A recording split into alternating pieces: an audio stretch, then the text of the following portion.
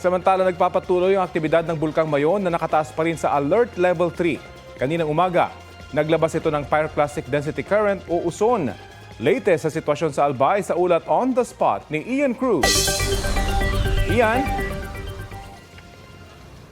Rafi, kumpara kahapon ay talagang mas maganda na ang panahon dito sa Albay. Kaya naman sa mga sandaling ito, Rafi, kitang-kita nga natin yung magayon na Bulkang Mayon. At kaninang alas 7 nga ng umaga, Rafi, ay napansin natin ang pag-usok ng bulkan sa bahagi ng Tabaco City. Ayon kay PHIVOLCS Director Teresito Bacolcol, Pyroclastic Density Currents o USON pa rin ang nagaganap ngayon. Ang PDCA ang pagdaloy ng USON o yung pinaghalo-halong maiinit na bato, lava at gas. Kagabi naman, nasaksihan natin mismo mag-aalas 8 ng gabi ang pagdaloy ng Pyroclastic Density Current o USON mula sa crater ng bulkan. Maraming puntong malalakas kaya tila gumuguhit pababa nitong bulkan.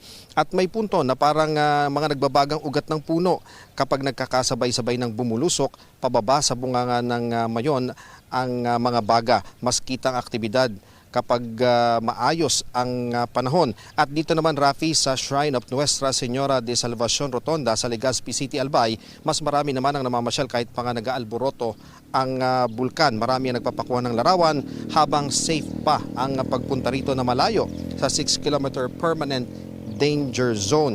Yung iba nga ay inaabangan talaga ang pagbuga ng usok ng bulkan. Marami rin daw nagtungo rito kapag gabi. At sa huling update ng PHIVOLCS na natili sa Alert Level 3 status ng Bulkang Mayon, ibig sabihin bawal ang pagpasok sa 6-kilometer permanent danger zone. Kabilang nga sa mga naitala na aktibidad ng bulkan ng isang volcanic earthquake, 162 rockfall events, 50 pyroclastic density currents o USON at naglabas din ito ng sulfur dioxide o azufre na tinatayang 702 na tonelada. May steaming din na 200 metro ang taas at ang pagsingaw nito ay napapadpad sa Hilagang Silangan. Mayroon ding ground deformation o pamamaga ng bulkan. Rafi, ang talagang goal ng mga otoridad ay masigpitan pa yung pagpasok nga doon sa 6-kilometer permanent danger zone at doon sa Tabaco, ang sinasabi ng kanilang alkalde, may inilaan silang isang pasilidad doon sa isang evacuation center para paglagakan ng mga alagang hayop para hindi na nga mapipilitang bumalik doon sa kanilang mga tahanan, yung mga ama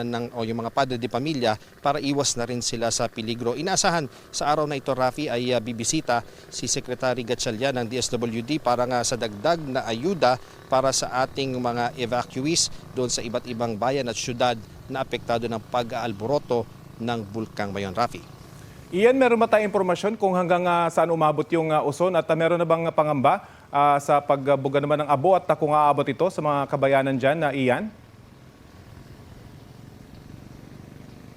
Well, Rafi, dun sa mga nakikita natin at napagtatanungan din natin ay hindi pa naman talaga ito umaabot dun sa mga area na maraming populasyon pero kasi hindi na tayo nakakapasok doon sa 6-kilometer permanent danger zone kaya hindi natin makita visually kung ano yung naaabot nito, pero so far wala namang mga reported na mga casualty or injuries kaugnay nga nitong nakita natin na aktibidad nitong bulkan mula kagabi at hanggang kaninang umaga at kanina, Rafi, mga around 9:25 AM ay may mga alert pa rin ukol nga dito sa pagdausdos ng USON mula nga doon sa bunganga nitong Bulkang Mayon, Rafi. At Ian, nabanggit mo nga maraming mga nagpapapicture dyan sa may Mayon, lalo ngayon na nakikita na itong kanyang tuktok. Marami pa rin ba yung dumadagsa dyan para magpakuha ng litrato? At ano yung warning dito ng mga otoridad, Ian?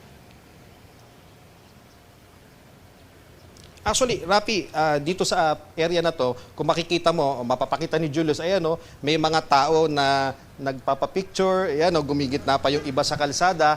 Talagang sabi nga, kanya-kanya silang aura sa paligid nitong Salvacion Rotonda. Marami ang nagpapapicture, Rafi. Ang kagandahan lang, Rafi, sa ngayon nga ay labas itong kinatatayuan natin doon sa sinasabing 6-kilometer permanent danger zone. Kaya pwede pa sila dito. Pero ang napansin din natin, maraming pulis na nakapaligid dito at nagbabantay sila. So anytime, Rafi, na itaas ang alert level, itaas ito, ay maaaring, sabi nga ng mga residente, baka hindi na sila makapunta dito kaya sinasamantala nila yung pagpunta dito. At kanina ang dami nating nakita dito, yung iba taga Cam Norte, yung iba naman taga as far as Nueva Ecija pa, yung magkakaibigan na mga high school, mula pa nung high school ay dito raw sila nag-reunion at talagang manghang-mangha sila na kahit nga nag-aalboroto, talagang napakaganda raw nitong sinasabi nga na parang perfect cone nitong bulkang Mayon, Rafi. At iyan siguro sa mga nanonood na nangangamba, parang ang lapit mo kasi dyan sa bulkan. Optical effect po yan. Malayo si Ian dyan sa bulkan pero nagmumukhang malapit lang dahil sa lente at malayo talaga yung kanilang lugar dyan naman sa bunganga ng bulkan. Maraming salamat sa iyo, Ian Cruz.